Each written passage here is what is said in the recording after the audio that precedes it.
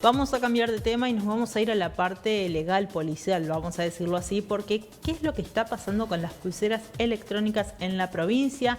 Vamos a hablar sobre este tema con el doctor de Ciervo, porque nos interesa saber, ¿sí?, realmente qué es lo que está pasando. Darío, ¿qué tal? Buenas noches. Buenas noches, ¿cómo están? Bien, bien, muy bien. Bueno, ¿qué pasa con las pulseras electrónicas? ¿Hay retraso? ¿No hay retraso? Bueno, explíqueme un poquito.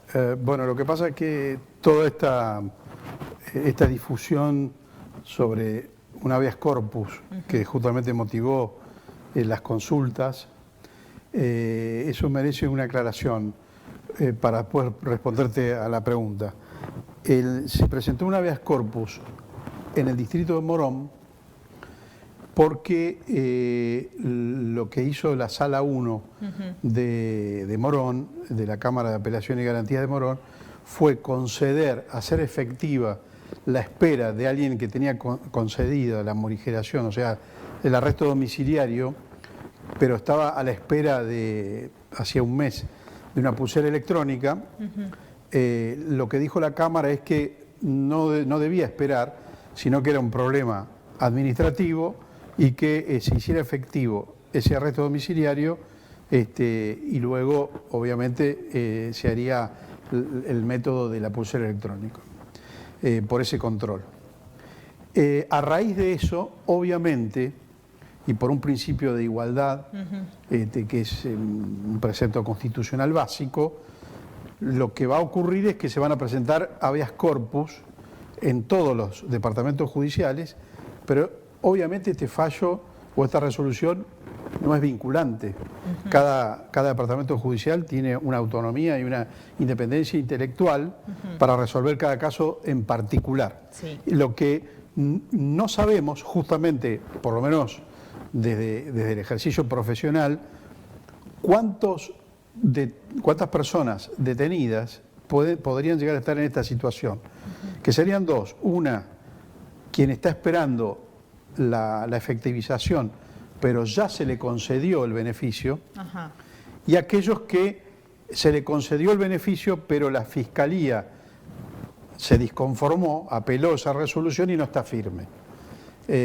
Digamos que estos son los dos planteos que van a circular por la provincia y bueno, como cada departamento judicial tiene su propio criterio, ya lo veremos, va a ser un mosaico de resoluciones, algunas favorables y tal vez otras no. Bien, bueno, y esta persona que tal vez se le concedió el beneficio de estas dos versiones que usted me mencionaba, digamos que está con arresto domiciliario. Estaban esperando, tenían la concesión del juzgado a través de todos los trámites, es decir, el sistema penal considera que es confiable para que a la espera del juicio oral transcurra, si bien un encierro, una restricción de su libertad, pero no en la unidad carcelaria, sino en su casa o en una casa determinada. Por falta de dispositivo o por trámites burocráticos que tienen que ver con el informe previo, etcétera, etcétera, a veces se demoran. Claro. Nosotros, repito, no sabemos en Junín, yo no lo sé, si no tengo ese dato, si hay demasiadas personas en esa situación. En Morón se chequeó y había uno solo, un tal Jorge Gregorio Díaz, a quien se le concedió de modo urgente, se pudo ir a su casa y ahora el monitoreo electrónico lo que hará es suministrarle un aparato. Bien, en caso de que estas personas, bueno, la justicia determine que necesitan estas pulseras electrónicas, que están con ciertos retrasos y demás, digo, ¿cuáles son los beneficios que tienen estas personas? ¿Por qué se llega a que tengan la pulsera electrónica? Como para que se entienda y la gente pueda saber, ¿no? Porque a veces entramos un poco en la duda y por qué, y si se lo merece y si no, bueno, es para entender un poco más. Claro, lo que se evalúa son varios factores, pero principalmente desde lo básico tenemos que partir, el principio general es la libertad. La excepción es lo que nosotros conocemos como prisión preventiva. Bien.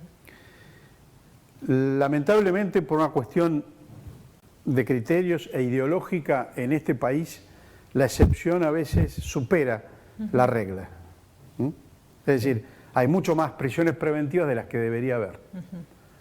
Bueno, eso sería un debate aparte. Otra parte, sí, otro tema. Pero un modo de disminuir justamente esta especie de pena anticipada de alguien que la restringe la libertad cuando todavía se supone que es inocente, porque no ha sido llevado a juicio, entonces el sistema penal le otorga en la provincia de Buenos Aires la posibilidad de que en vez de tener un encierro en el sistema carcelario, que es muy traumático, se morigere con restricciones en su casa o en una casa que se proponga, ¿no? Obviamente que evalúan la falta de peligrosidad, la ausencia de riesgos, se evalúan, hay evaluaciones psicológicas, se tiene en cuenta la gravedad del delito. Si por ejemplo es un delito que tiene que ver con el género o con la integridad sexual, generalmente no se lo concede. Bien. Es un criterio más o menos establecido. Si depende de la gravedad del delito. Bien. Y de los merecimientos en base a esos informes que se hacen, socioambientales, psicológicos, etcétera, que hace que el sistema penal le diga: yo confío que esta persona va a cumplir con todas estas reglas y va a esperar su juicio oral en el lugar donde lo están proponiendo.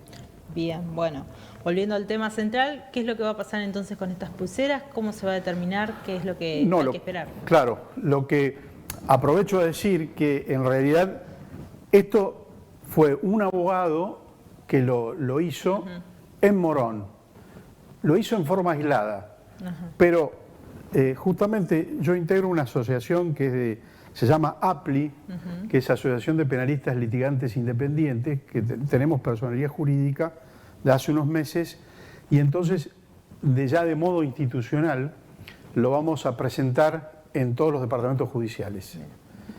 Lo que primero se va a hacer es chequear cuántas personas están en estas condiciones y a partir de ahí, con ese contenido, ver si se aplica o no este principio de igualdad y se concede de modo inmediato, más allá de lo que pueda tener la espera del dispositivo electrónico. Bien, bueno, desconozco cómo es el sistema penal y sobre todo carcelario, pero digo, hoy en día con la tecnología como está, digo, es raro que no esté todo volcado a una base de datos como para poder ingresar, ver y verificar quién sí, quién no, el tiempo, bueno, realmente lo desconozco, pero calculo que debería ser así. Sí, seguramente faltan aceitar mecanismos. Hay que reconocer que el sistema el de monitoreo ha crecido muchísimo en volumen y también ha evolucionado tecnológicamente. Claro. Lo que pasa es que está muy desbordado por el tema género, claro, porque también monitorean los dispositivos para protección de mujeres víctimas de persecuciones o de amenazas de ese tipo.